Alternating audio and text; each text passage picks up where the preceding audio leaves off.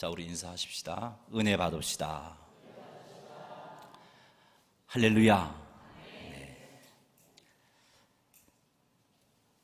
하나님의 사랑과 은혜에 감사하며 또 주님께서 주신 귀한 사명을 또 열심히 감당하다 보면 우리에게 힘들고 어려운 일들이 때때로 찾아옵니다. 그 어려움이 경제적인 어려움일 수도 있고 또 핍박을 당하는 일일 수도 있고 건강의 어려움일 수도 있습니다. 이때 성도인 우리는 어떻게 행동해야 하겠습니까? 직장에서, 가정에서, 교회에서 내 힘으로 감당치 못할 그런 어려움 일들을 만나게 됩니다. 그 어려움을 해결할 방법도 생각이 나지 않습니다. 이때 우리는 어떻게 해야 하나님께서 원하시는 그런 삶을 살 수 있겠습니까? 내 힘으로 어찌할 수 없는 경제적인 어려움이 생겼을 때, 내 힘으로 어찌할 수 없는 건강상의 어려움이 생겼을 때 성도인 우리는 그 문제 앞에서 어떻게 행동하기를 하나님께서 원하시겠습니까?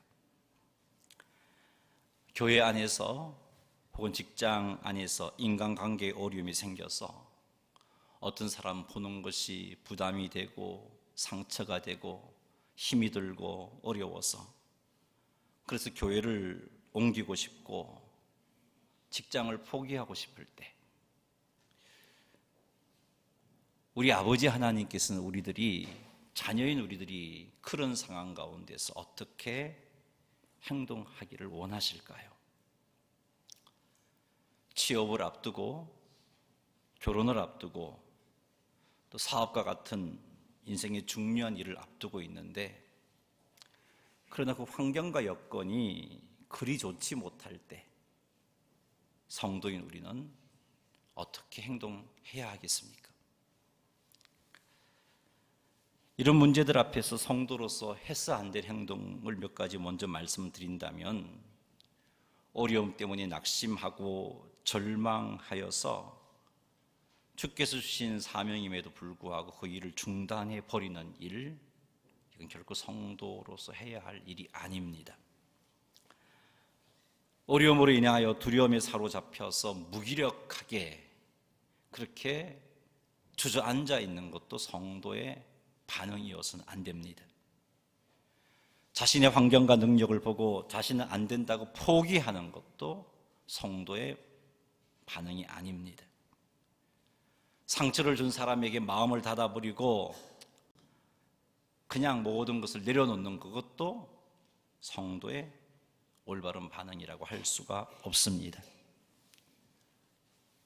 그 일을 감당할 수가 없어서 자신 환경 때문에 실망을 하고 좌절하고 그래서 하나님의 뜻과 전혀 상관없이 자기 생각으로 도전을 중단하고 뒤로 물러나 버리는 것, 이건 역시 전능하신 하나님을 아버지라고 부르는 성도의 삶이라고 할 수 없습니다. 전능하신 하나님의 자녀들은 결코 이렇게 행동해서는 안 됩니다. 인생의 이런 여러 가지 문제 앞에서 하나님의 자녀인 우리들이 취할 행동이 어떤 것이겠습니까? 어떻게 행동해야 하나님께서 기뻐하시고 어떻게 행동해야 우리를 향하여서 놀라운 계획을 가지고 계시고 놀라운 은혜와 복을 부어주신 그 하나님의 그 계획과 은혜와 복을 누리는 성도가 될 수 있을까요? 오늘은 본문을 중심으로 해서 삶의 어려움이 생겼을 때 하나님의 말씀은 우리들이 어떻게 행동하기를 원하시는가 하는 것을 살펴볼 것입니다. 이 시간을 통해서 하나님께서 원하시는 그런 모습으로 문제 앞에서 제대로 반응해서 주께서 예비해 놓으신 풍성한 은혜와 복을 누리는 성도님들이 다 되시기를 주님의 이름으로 축원합니다. 복음을 전파하기 위해서 예수님께서 따로 불러 세워서 양육한 이를 가리켜서 사도라고 합니다. 예수님께서는 승천하신 후 하시면서 사도들에게 복음을 전거하라는 사명을 주셨습니다. 그 사명을 받은 사도들은 열심히 주님의 명령에 순종해서 복음을 전했습니다. 한 번은 베드로와 요한이 나면서부터 걷지 못한 사람을, 그것도 40여 년 동안 한 번도 걸어본 적이 없는 사람을 예수님께서 주신 권능으로 걷게 하였습니다. 이 일로 인하여서 많은 사람들은 놀랐고 하나님께 영광을 돌리며 베드로와 요한 주변으로 모여들었습니다. 이때 베드로와 요한은 이들에게 복음을 전했고 이 일로 인하여서 믿는 자들이 많이 생겨났습니다. 그때 믿게 된 남자의 숫자만 헤아려도 약 한 5천 명이나 예수님을 믿게 되었습니다. 사도들이 이렇게 복음을 전하면서 많은 사람들이 그것을 통해서 예수 믿는 믿음을 가지는 그것을 보고 많은 백성들이 그 복음 앞에 무릎을 꿇는 모습을 보고 유대 종교 지도자들은 싫었습니다. 그래서 베드로와 요한이 복음을 전거하고 있는 곳에 와서 이들을 체포하고 옥에 가두어 버립니다.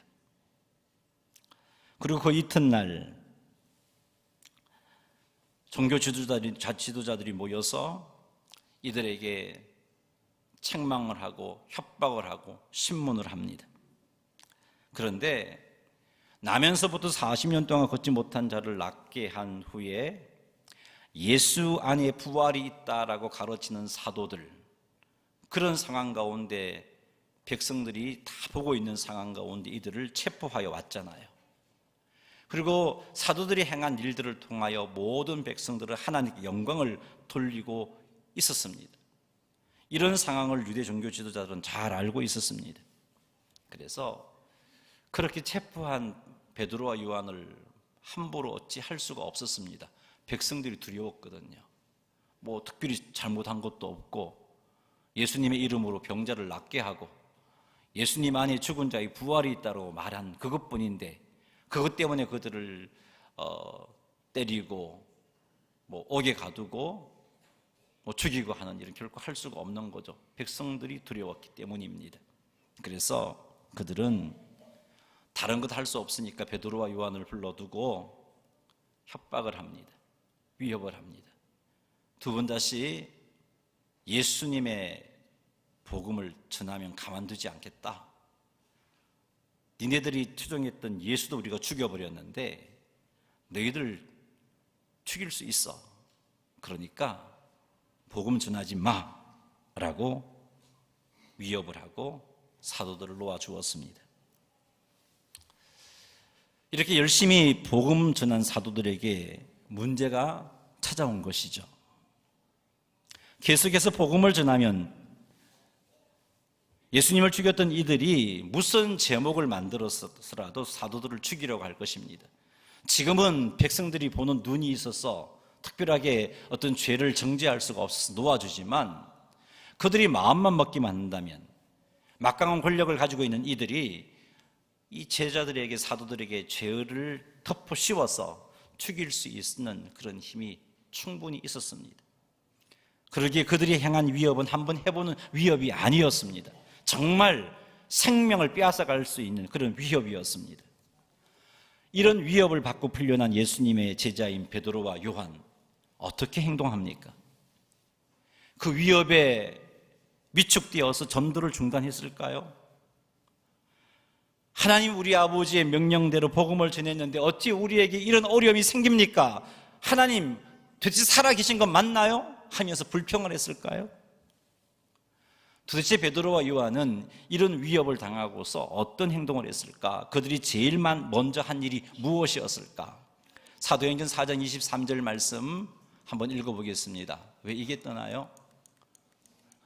사도행전 4장 23절 한번 찾아볼까요? 같이 한번 읽어보죠. 사도들이 노임에 그 동료에게 가서 제사장들과 장로들의 말을 다 알리니. 아멘. 베드로와 요한은 동료들에게 가서 제사장들과 장로들의 말을 알려주는 일을 먼저 했습니다. 베드로와 요한이 제사장들의 말과 장로들의 말을 동료들에게 알려준 이유가 무엇이었을까요? 동료들을 낙심시키기 위해서였을까요? 아니면 동료들로부터 이 문제를 해결하기 위한 어떤 조언을 얻기 위해서였을까요? 사도행전 4장 24절 말씀 한번 읽어볼까요? 사도행전 4장 24절입니다. 그들이 듣고 한 마음으로 하나님께 소리를 높여 이르되 대주제여 천지와 바다와 그 가운데 만물을 지은 이시오. 아멘. 이 24절 말씀을 보면 베드로와 요한이 동료들에게 제사장들과 장로들의 말을 전한 이유는 낙심시키기 위해서가 아니었구나 하는 것을 알 수 있습니다. 문제 해결을 위한 조언을 얻기 위한 것도 아니었구나 하는 것을 알 수 있습니다. 베드로와 요한이 장로들과 제사장의 말을 전한 이유는 한 마음으로 기도하기 위해서였습니다. 베드로와 요한의 말을 동료들이 듣고 한 마음으로 하나님께 소리 높여 기도한 것을 볼 때 베드로와 요한이 낙심하고 절망한 상태로 동료들에게 이렇게 말을 전한 것도 아닌 것을 알 수 있습니다. 만약에 베드로와 요한이 낙심해서 어찌하면 좋을까 방법도 없어서 당황한 나머지 위축된 나머지 동료들에게 이런 말을 했다면은 한 마음으로 합심해서 기도하기에 앞서서 동료들이 베드로와 요한을 격려하였거나 아니면 그 동료들이 같이 낙심하고 주저앉아 버렸을 겁니다. 그런데 이들은 베드로와 요한에게 격려도 하지 않았고요, 이들은 낙심하여 주저앉지도 않았습니다. 오히려 베드로와 요한의 말을 듣고 한 마음으로 하나님께 소리 높여 기도하였습니다. 이것은 베드로와 요한이 낙심하지 않는 상태로 알렸다는 것을 보여주고 이 말을 들은 자들도 낙심하지 않고 절망하지 않았음을 우리에게 보여주는 것입니다. 힘들고 어려운 일이 생기면 사탄은 우리들에게 두려움을 집어넣습니다. 두려움에 사로잡히게 합니다. 낙심하고 절망하기를 사탄은 원합니다. 두려움에 사로잡히는 것, 낙심하고 절망하는 것, 결코 문제를 만난 성도들의 반응이어서는 안 됩니다. 왜냐하면 두려움에 사로잡힌다든지 낙심하고 절망하는 것은 하나님의 존재를 믿지 않는 행동이기 때문입니다. 전능하신 하나님께서 우리 아버지가 되시고 우리와 함께 하시고 우리를 인도하시고 우리를 보호하심에 대한 믿음이 없기 때문에 나타나는 행동이기 때문입니다. 그러니 문제를 만났을 때 사랑하는 성도 여러분, 낙심하지 마십시오. 절망하지도 마십시오. 두려워하지도 마십시오. 물론 사탄은 우리에게 두려움도 집어넣을 거고요, 낙심하게 만들 겁니다. 절망하게 만들 겁니다. 그래서 우리는 문제를 만나면 잠시 성도를 할지라도 두려움에 빠지기도 합니다. 잠시 낙심하기도 하고요, 절망하기도 합니다. 그러나 이때 두려움에 빠졌다 할지라도, 낙심하는 자리에 빠졌다 할지라도, 절망의 자리에 빠졌다 할지라도 우리는 우리의 구원자 되신 하나님을 바라보아야 되는 것입니다. 우리의 구원자 되신 하나님께서 우리와 함께하고 계심을 믿어야 합니다. 우리의 구원자 하나님께서 우리를 인도하시고 보호해 주심을 믿고 하나님을 바라보시기를 바랍니다. 한번 따라해 볼까요? 하나님은 나의 구원자이십니다. 하나님은 나를 지키시고 보호하십니다. 하나님은 지금도 살아서 역사하십니다. 여러분, 두려움이 엄습했을 때 이렇게 외치시기 바랍니다. 이렇게 외침으로 이 외침이 여러분의 믿음의 고백이 되게 하시기 바랍니다. 그리고 형제들에게 여러분의 형편을 알려서 한 마음으로 하나님께 기도하시기를 바랍니다. 사랑하는 성도 여러분, 형제들이 문제를 가지고 왔을 때 그때 여러분 이렇게 반응해야 됩니다. 그 문제를 듣고 절망해서는 안 되고요, 그 문제를 듣고 낙심해서도 안 되고요, 그 문제를 듣고 큰일 났구나, 우리에게 방법이 없다, 그런 말로 인해서 절망시켜서도 안 됩니다. 형제들이 문제를 가지고 왔을 때 여러분은 그 말씀을 들을 때 여러분 역시 마음에 두려움과 절망과 낙심하는 마음이 생길 수 있을 거예요. 그때 하나님에 대하여서 이렇게 신앙 고백하셔야 돼요. 따라합시다. 하나님은 우리의 구원자이십니다. 하나님은 우리를 지키시고 보호하십니다. 지금도 하나님은 살아서 역사하십니다. 이렇게 고백하십시오. 이 외침이 여러분의 고백되게 하십시오. 그리고 형제들의 이야기를 듣고 조언을 하기에 앞서서 그 문제를 가지고 합심하여 간절하게 기도하시기 바랍니다. 가정에서도 마찬가지입니다. 문제가 생겼으면요, 가정 예배 시간에 그 문제를 가족들에게 알리세요. 가장이라고 혼자 끙끙거리지 마세요. 자녀들 앞에 부모의 이 연약함을 어떻게 드러낼까, 그런 것도 하지 마세요. 혼자 문제를 해결하려고 하지 마시고, 부모라 할지라도 가족에게 알리시고, 자녀라 할지라도 우리 부모에게 무슨 능력이 있나, 그래요, 부모에게 능력이 없지만 그래도 알리세요. 여러분의 아픔과 절망과 두려움과 문제를 알리세요. 알리실 때 하나님께서 우리를 지키시는 분임을 믿고 알리시기 바랍니다. 하나님께서 우리를 인도하시고 보호하시는 분임을 믿고 알리시기 바랍니다. 그리고 그 문제를 들은 가족들은 어떻게 해야 할까 조언하기에 앞서서 하나님께 그 문제를 가지고 간절하게 기도하시기 바랍니다. 믿음으로 구하시기 바랍니다. 하나님께서는 성도들이 이렇게 행동하기를 원하십니다.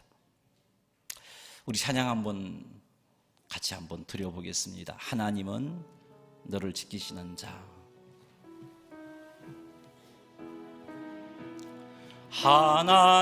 하나님은 너를 지키시는 자. 너의 우편에 그늘 되시니 낮에 해와 밤에 달도 너를 해치 못하리. 하나님은 너를 지키시는 자.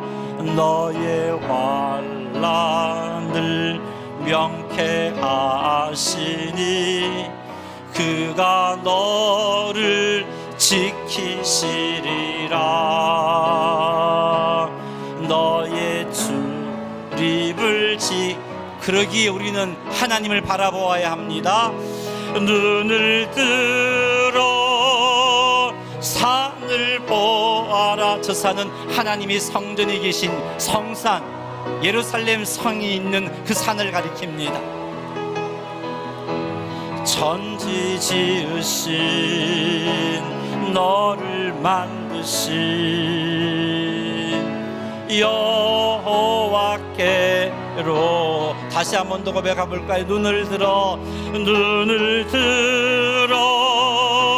산을 보아라. 너의 도움 어디서 오나. 천지 지으신 너를 만드신 여호와. 눈을 들어 산을 보아라. 하나님을 바라보라는 말이죠. 눈을 들어 산을 보아라. 너의 도움 어디서 오나. 천지 지으신 너를 만드신 여호와께로다. 아멘.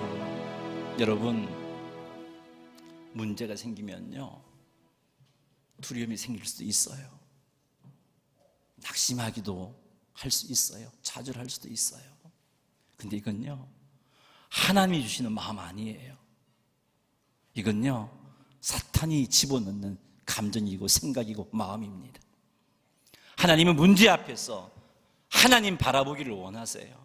그래서 우리들에게 그 환난을 막을 수 있는 능력이 충분히 있으심에도 불구하고 그 환난을 허락하시는 것이죠. 주님 바라보고 그 과정을 통해서 믿음이 성숙하고 연단되어져서 더 풍성한 은혜와 복을 누리라고 말이에요.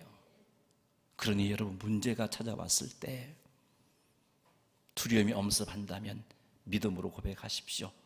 전능하신 하나님이 나의 아버지가 되시고 나를 지키시고 나를 인도하신다라고 믿음으로 고백하십시오. 그리고는 형제들에게, 셀 가족들에게, 여러분 가족들에게 그 문제를 구하십시오. 그리고 그 문제를 들었던 동료들은, 가족들은요, 네 그럴 때 알아봤다 그런 말 하지 마시고 하나님께 더불어 기도하십시오. 엄마가 말하지 않았니? 너 그러다가 이렇게 어려워질 거야. 왜 말을 안 들어서 그랬니? 그런 잔소리도 하지 마시고, 자녀가 문제를 가지고 왔으면 그 문제를 가지고 전능하신 하나님 우리 아버지께 구하시는 가정이 되시고 구하시는 성도들이 되시기를 주님의 이름으로 축원합니다. 사도행전 4장 24절 말씀 한번 읽어보겠습니다. 그들이 듣고 한 마음으로 하나님께 소리를 높여 이르되 대주제여 천지와 바다와 그 가운데 만물을 지은 이시오. 아멘. 사도들이 문제가 생겼고 그 문제를 가지고 동료들에게 알렸습니다. 그 사실을 알게 된 동료들은요, 한 마음으로 소리 높여 부르짖었다라고 말씀하고 있습니다. 소리 높여 기도했다는 말이죠. 그런데 이들은 기도할 때 자신들의 기도를 들으시는 하나님이 능히 자신들의 문제를 해결하실 수 있는 믿음을 표현했습니다. 그 믿음의 표현이 무엇이냐 하면은 천지와 바다와 그 가운데 만물을 지은 이시여, 이것이 그런 믿음의 표현입니다. 우리 하나님은 우리가 당면한 이 문제를 능히 해결하실 수 있는 능력의 하나님이시야. 그런 믿음의 고백입니다. 사랑하는 성도 여러분, 문제가 생겼을 때, 그래서 그 문제를 가지고 하나님을 구할 때 하나님에 대한 분명한 믿음이 있어야 돼요. 하나님이 과연 해결할 수 있는 능력이 있을까? 내게 해결할 수 있는 길이 없으니까 지푸라기 잡는 심정으로 한번 기도나 한번 해볼까? 이런 자세로서는 안 돼요. 믿음으로 기도해야 돼요. 우리 하나님은 우리의 문제를 능히 해결할 수 있는 능력의 하나님이라는 믿음을 가지고 구해야 되는 거예요. 그런 믿음을 고백해야 되는 겁니다. 사도들과 그의 동료들은 그런 믿음을 고백했습니다. 대주제여 천지와 바다와 그 가운데 만물을 지은 이시오라는 표현을 통해서 하나님은 우리의 문제를 능히 해결하실 수 있습니다 라고 믿음으로 고백한 것입니다. 우리는 문제를 가지고 하나님께 기도할 때 이렇게 믿음으로 구해야 됩니다. 믿음으로 구해야 응답받습니다. 야고보서 1장 6절 말씀 읽어볼까요? 오직 믿음으로 구하고 조금도 의심하지 말라. 의심하는 자는 마치 바람에 밀려 요동하는 바다 물결 같으니. 아멘. 7절이 없네. 이런 사람은 무엇이든지 주께 얻기를 생각하지 말라. 이게 하나님의 말씀입니다. 한 마음으로 하나님께 믿음으로 부르짖어야 돼요. 그래서 셀 안에서 어떤 지체가 문제를 끄집어내면요, 가능성 없다고 그런 생각 가지고 기도하지 마세요. 자녀들이 문제를 가지고 오면요, 가정 예배 시간에 부모가 문제를 알려주면요, 에이 이제 큰일 났구나 그렇게 하고 주저앉지 마세요. 능히 우리 하나님은 우리의 이 문제를 해결하실 수 있어 라는 믿음을 가지시고 우리 하나님께 구하시는, 우리 하나님께 부르짖으시는 성도님들이 다 되시기를 주님의 이름으로 축복합니다. 사도행전 4장 25절 26절인데 쉬운 번역으로 제가 한번 찾아왔습니다. 한번 읽어볼까요? 주님께서는 주님의 종인 우리 조상 다윗의 입을 빌려 성령으로 이렇게 말씀하셨습니다. 어찌하여 민족들이 화를 내며 어찌하여 백성이 헛된 계획을 세우는가? 세상의 왕들이 일어나며 통치자들이 주님과 그분의 그리스도를 대항하기 위하여 한자리에 모였다. 아멘. 자, 이게 무슨 말이냐면요, 주님과 그리스도를 대항하는 것은 헛된 계획이고 그 계획은 실패할 수밖에 없다는 그 약속의 말씀을 다윗을 통해서 미리 주신 말씀입니다. 지금 사도들이 기도하면서 이 말씀을 표현한 이유는 하나님께 자신의 문제를 가지고 구할 때 하나님이 반드시 지금 우리가 당면한 이 문제가 헛되게 하시겠다고 약속해 주셨다라는 약속의 말씀으로 붙잡고 기도하는 겁니다. 종교 지도자들이 위협을 했습니다. 복음 전하지 말라고 위협을 했습니다. 그런데 하나님이 약속해 주시기를 그들의 계획은, 우리 주님을 대항하는 그들의 계획은, 그리스도를 대항하는 그분의 계획은 헛될 수밖에 없다는 이 약속의 말씀을 그들은 붙잡고 기도한 거예요. 이 약속의 말씀을 붙잡고 기도했다는 것은 아무리 위협하고 아무리 우리를 협박해도 그들의 계획은 헛되게 하시겠다고 하나님이 약속해 주셨으니까 반드시 이 약속대로 이루어 주십시오라고 그 말씀을 붙잡고 기도한 겁니다. 여러분, 기도할 때 약속의 말씀을 붙잡고 기도하는 것이 얼마나 힘이 되는지 몰라요. 문제가 힘들고 어렵고 절망스러울수록 약속의 말씀을 붙잡아야 되는 거예요.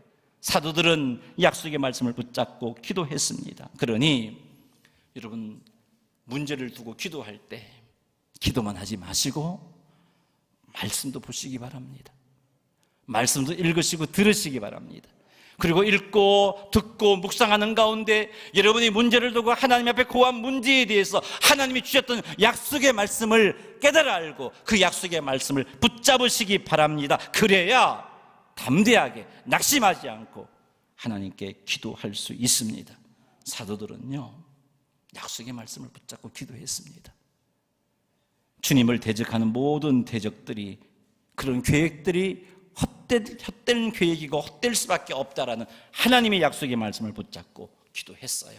그러니 우리도 그것처럼 합심하여 기도하되 약속의 말씀을 부여잡고 하나님께 기도하시는 성도님들이 다 되시기를 주님의 이름으로 축복합니다.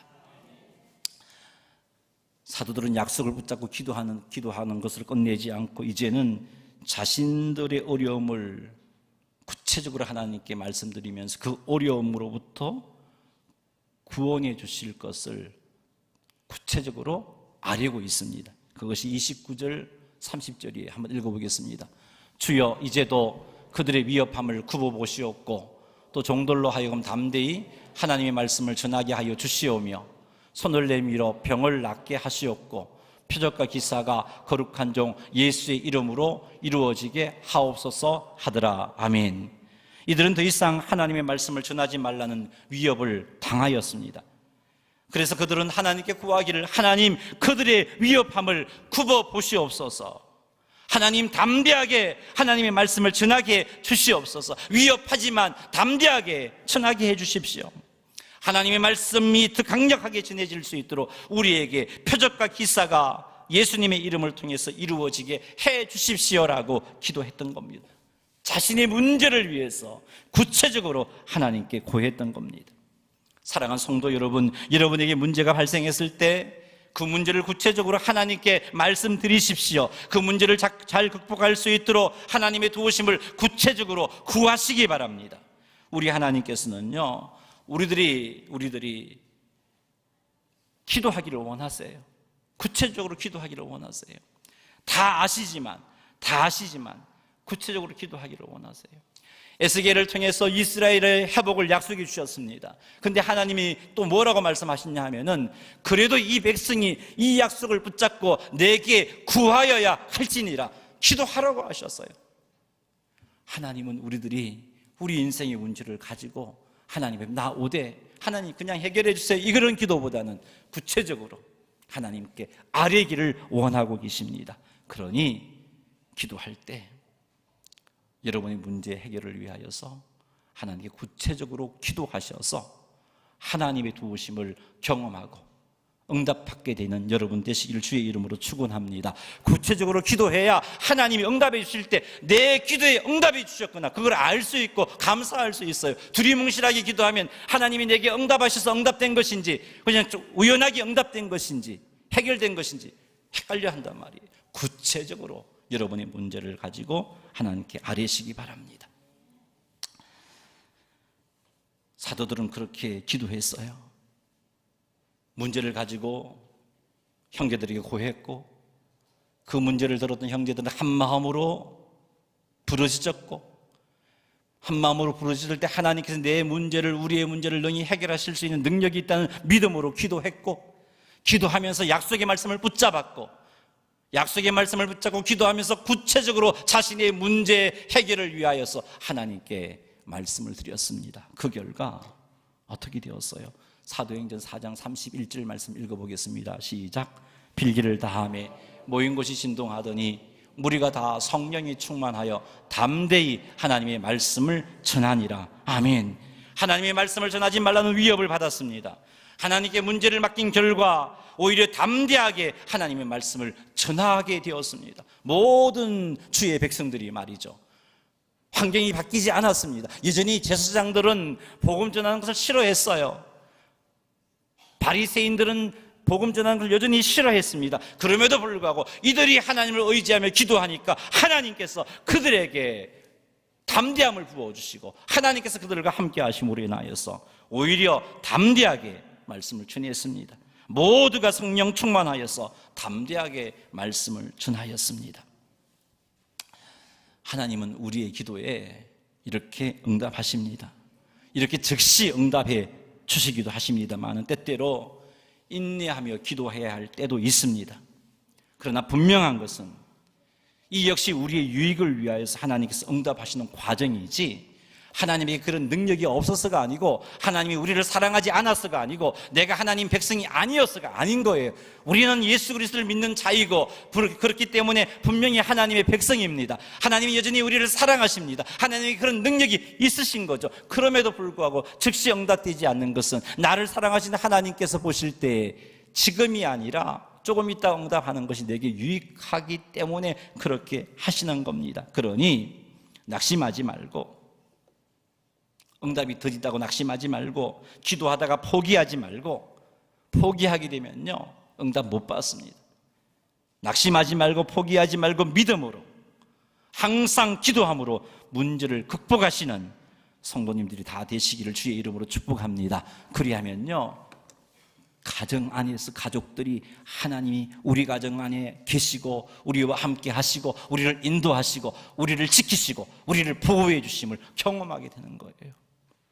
그럼 가정이 더욱더 믿음 가운데 든든히 설 수밖에 없어요. 이런 모습으로 셀이 기도했어요. 낙심하지 않고 기도했어요. 그러면 그 셀 식구들은요 하나님이 우리 셀과 함께 하시고 우리 셀의 기도에 귀를 기울이시고 우리의 기도에 응답하시고 지키시고 보호하심을 경험하게 되는 거예요. 더 분명한 믿음을 가지고 주님을 바라볼 수 있게 되는 겁니다. 그러니 낙심하지 않고 기도하시기를 바랍니다. 말씀을 정리합니다.